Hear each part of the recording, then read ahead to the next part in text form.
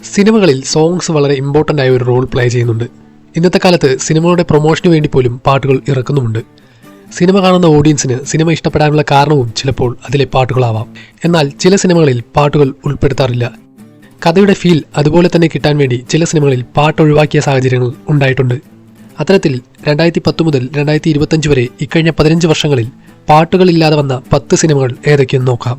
അപ്പോൾ എല്ലാവർക്കും സിപ്യൂഷൻ്റെ മറ്റൊരു വീഡിയോയിലേക്ക് സ്വാഗതം.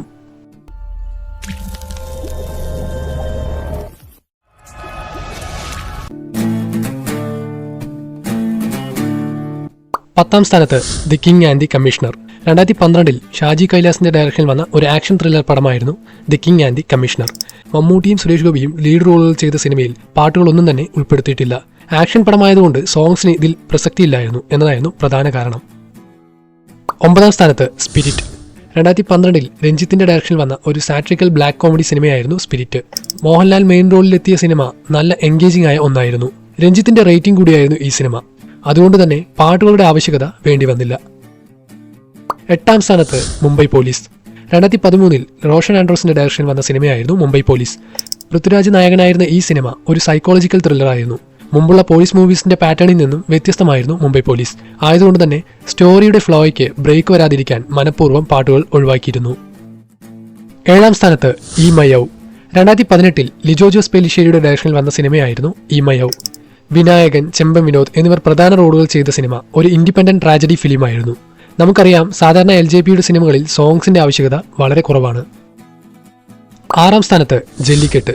2019 ലിജോ ജോസ് പെല്ലിശ്ശേരി തന്നെ ഡയറക്ട് ചെയ്ത മറ്റൊരു ഇൻഡിപെൻഡന്റ് ആക്ഷൻ ത്രില്ലറായിരുന്നു ജല്ലിക്കെട്ട്. ആന്റണി വർഗീസ്, ചെമ്പൻ വിനോദ് ലീഡ് റോളുകൾ ചെയ്ത സിനിമയിൽ പാട്ടുകൾക്കുള്ള ഒരു സ്പേസ് ഇല്ലായിരുന്നു. അത്രമാത്രം എൻഗേജിംഗ് ആയിരുന്നു ഈ സിനിമയുടെ സ്ക്രീൻ പ്ലേ. 5ാം സ്ഥാനത്ത് സി യു സൂൺ.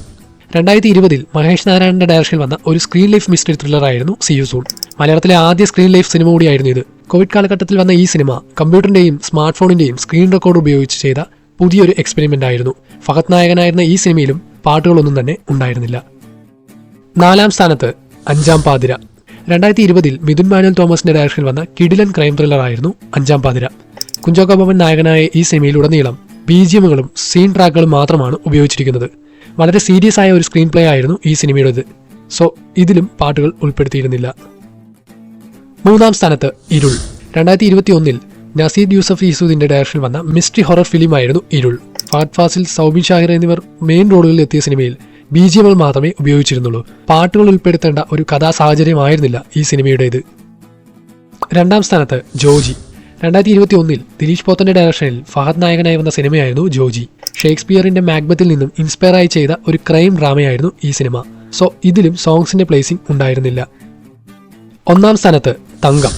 2023 ഷഹീദ് അറഫത്തിന്റെ ഡയറക്ഷനിൽ വന്ന സിനിമയായിരുന്നു തങ്കം. ബിജു മേനനും വിനീത് ശ്രീനിവാസനും മെയിൻ റോളുകൾ ചെയ്ത സിനിമ ഒരു ക്രൈം ഫിലിം കൂടിയായിരുന്നു. റീസെന്റായി വന്നതിൽ പാട്ടുകൾ ഉൾപ്പെടുത്താതെ വന്ന സിനിമ കൂടിയായിരുന്നു ഇത്. അങ്ങനെ സിനിമ എൻഗേജിംഗ് ആവാൻ പാട്ടുകൾ വേണ്ട എന്ന് നമ്മളെ ബോധ്യപ്പെടുത്തിയ സിനിമകളാണിവ. ഇറങ്ങിയ വർഷങ്ങളുടെ ഓർഡറിലാണ് ഈ ലിസ്റ്റിലെ റാങ്കിംഗ്. ഈ റാങ്കിങ്ങിൽ വല്ല തെറ്റുകളുണ്ടെങ്കിൽ കമന്റ് ചെയ്യുക. ഇത്തരത്തിൽ പാട്ടുകളില്ലാതെ വന്ന നിങ്ങൾക്കറിയാവുന്ന സിനിമകൾ ഏതൊക്കെയെന്ന് കൂടി കമന്റ് ചെയ്യുക. വീഡിയോ ഇഷ്ടപ്പെട്ടാൽ ലൈക്ക് ചെയ്യുക. ഈ ചാനലിലെ മറ്റു വീഡിയോകളായ ടോപ്പ് 10 മെയിലീഗോ movies, Malayalam movie mistakes, reasons for re release, future actors of Mollywood എന്നീ വീഡിയോകളുടെ ലിങ്ക് താഴെ ഡിസ്ക്രിപ്ഷനിൽ കൊടുക്കാം. ഒന്ന് കണ്ടു നോക്കൂ. അപ്പോൾ മറ്റൊരു പുതിയ വീഡിയോയുമായി വീണ്ടും കാണാം. ബൈ.